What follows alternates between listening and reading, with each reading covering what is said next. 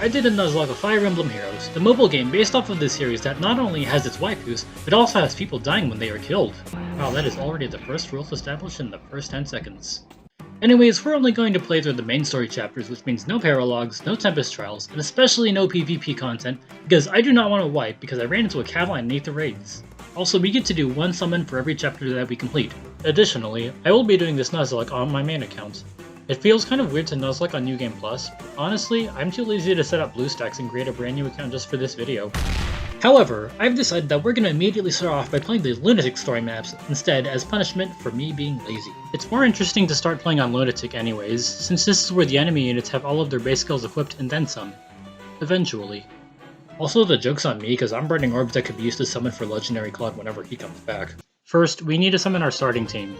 I decided to summon on the Three Hopes banner because I'd like to pull for Lith, who was one of my favorite characters to play as in that game.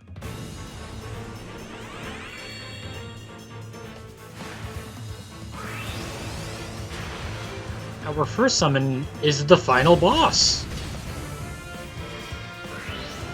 I straight up went to Oak Slab and the first Pokeball on the table was a fucking Groudon! Anyways, what else did we summon?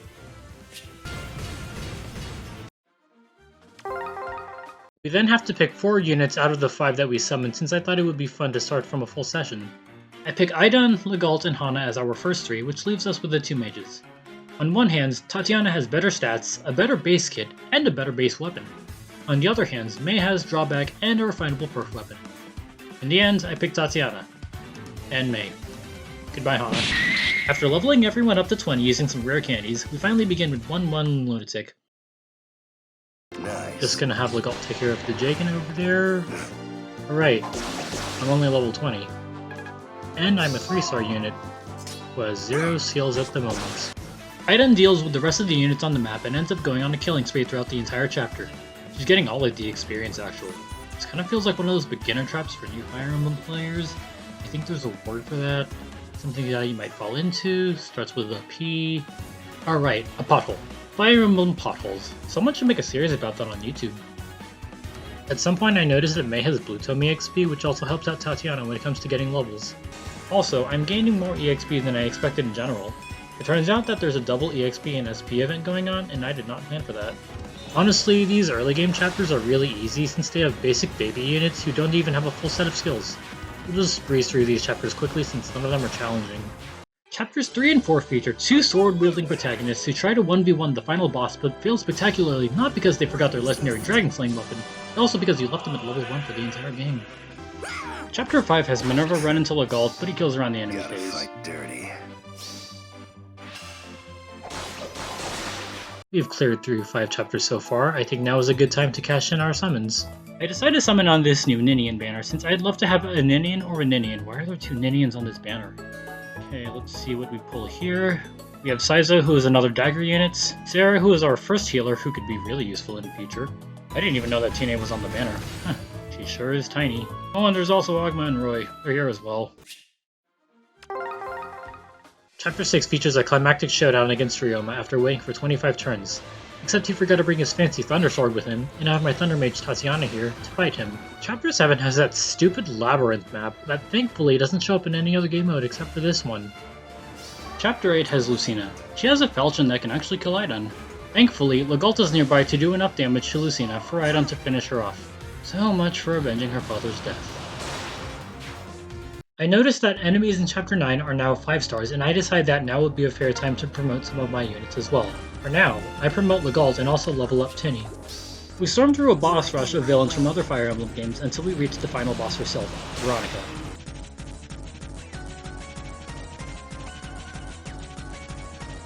Xander is smart and brings his fancy Dark Sword, which actually lets him hit Tatiana before she can kill him. Honestly, I thought that she'd take less damage, but I also didn't realize that she only has 14 defense. I get caught off guard, as a blue mage does heavy damage to Idon, when I meant for her to kill the sword fighter that is also nearby. At this point, I start freaking out and open the calculator on my laptop. I am not willing to lose Idon here because of my own carelessness. Doing some math, I find out that Veronica only does 3 damage to Idon, which means that she can take exactly 2 hits from her at this point. Not only that, but I also do a damage check for Tinny versus Veronica and find out that Veronica only does 25 damage to Tinny, so I feel comfortable taking out the healer as well as the blue mage. And then Veronica hits Idon. This is bad. Not only did I not think about the pillar that's now in the way between Aidan and an easy KO, but I also forgot about Savage Blow's chip damage, which now means that Tinny can't attack Veronica without dying. Not to mention that I didn't even think about Vero charging up her special, so even if Tinny didn't take Savage Blow damage, she would be dead from Veronica proccing her special. Thankfully, I did say that Aidan can tank 2 hits from Veronica. She tanks the second hit from Veronica by 1 HP, and now Aidan can finally bonfire the child.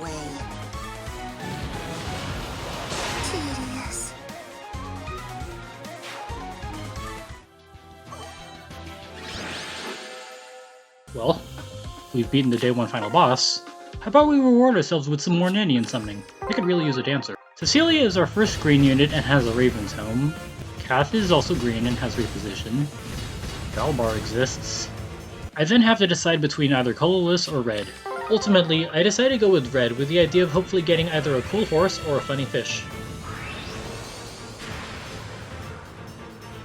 Hi, hello there, Stella. You're looking pretty resplendent.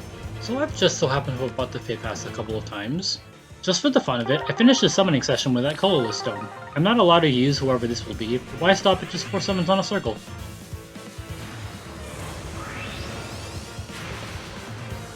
Oh god damn it, I could have had a dancer! Chapter 10 introduces survival maps where you have to, well, survive for a number of turns, as well as turn limit maps where you have to clear the map before hitting the turn limit. Oh, and there's Emblem's Ward. Despite the new gimmicks, we one round a bunch of enemies thanks to Tinny, and even show Cecilia actually warping around with the escape route.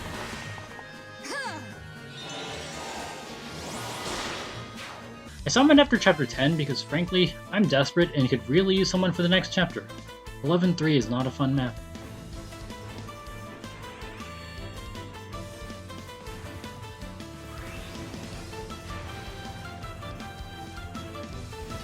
Perfect. He gets promoted to 5 stars as well as our new Kath. Before starting chapter 11, I finally realized that I probably could have muted the background music the entire time. There, now we can throw in this one song.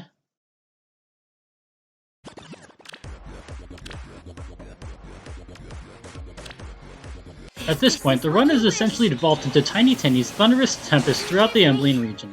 The thing that keeps her going is not her reluctant bloodlust, but actually the nearby Sarah who constantly heals her up before the counterattacks of Fury 4 get Tinny killed.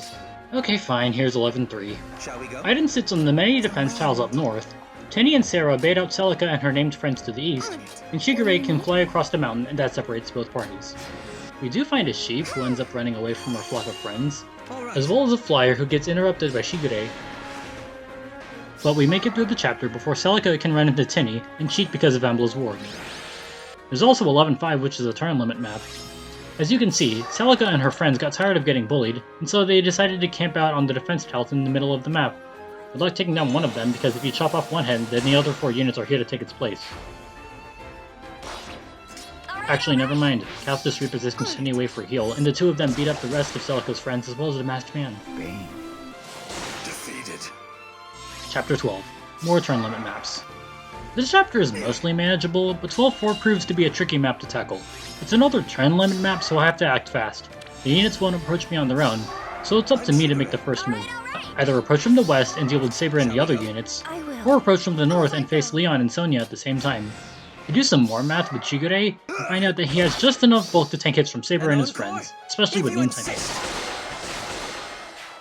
Additionally, Kath ends up taking a hit from Leon and kills him in return. 12-5 is much easier since this time we're the ones who start out on the defense tiles.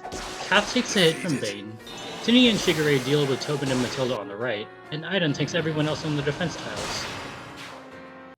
Chapter 13. The final chapter of every single book. It has what is probably the most terrifying map in the entire book. 13-3 requires you to survive for a whopping 7 turns, but the main feature of this map is turn 4 when the Black Knight shows up. Just look at these stats. 75 HP is comical when he has Emblem's Ward, but the scariest thing about him is the pre-charged Black Luna. He will delete anyone that he manages to find and also has the Wings of Mercy, in which he has none. You better make sure that all enemies on the map are either healthy or dead, otherwise you will be dead. My plan is to go west since this allows me to deal with 2 enemies immediately with Aidan. Oscar runs into Aidan, and for the first time, we see a melee unit actually survive an encounter against Aidan. He still gets picked off by Catherine next turn. More enemies and the Black Knight show up from behind, but Tinny deals with them before they can have us surrounded. Speaking of surrounded, is Green Mage. Finally, we reach turn 7 and kill this archer before the Black Knight can get close enough to snipe someone with Black Luna. 13-4 has Oscar survive Idun again, and now we have the final map of the run. 13-5. Tinny takes out Bruno with her insane speed stat of 55 with help from Kath's speed res link. Defeated. Bravite tries using his unrefined enemy phase weapon on player phase, which doesn't quite work out for him. Valencia gets a quad onto Idun, but she still dies to a bonfire. Wait a minute, I didn't even know she had Miracle. Wait a minute, there's a Black Knight! Oh, it's not that bad actually. Thank god this guy isn't pre-charged this time. Tinny is pissed and gets revenge on Black Knight, and now I'm pretty sure I can finish this map this turn. I just have to move the Idun to the side so Kath can get the kill on Oscar. However, we still need to deal with the 1 HP Valencia, and Idun can't be the one to kill her since she has to move out of the way. So how can we deal with the Valencia?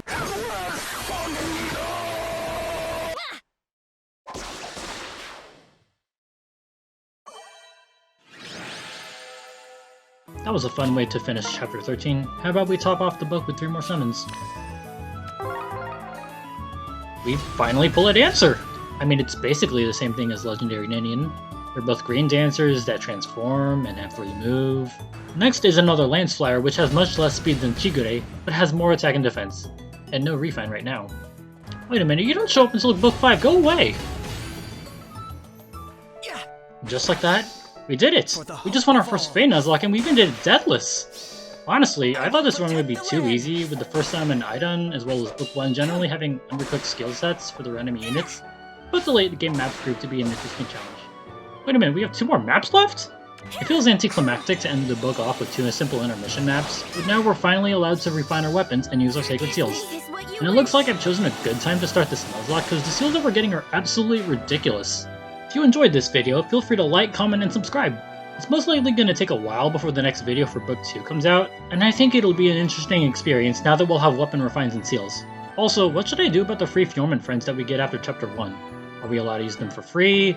Will they count as our chapter 1 summon? Or should we not use them at all since we didn't even use the Asker trio? Leave a comment about that down below.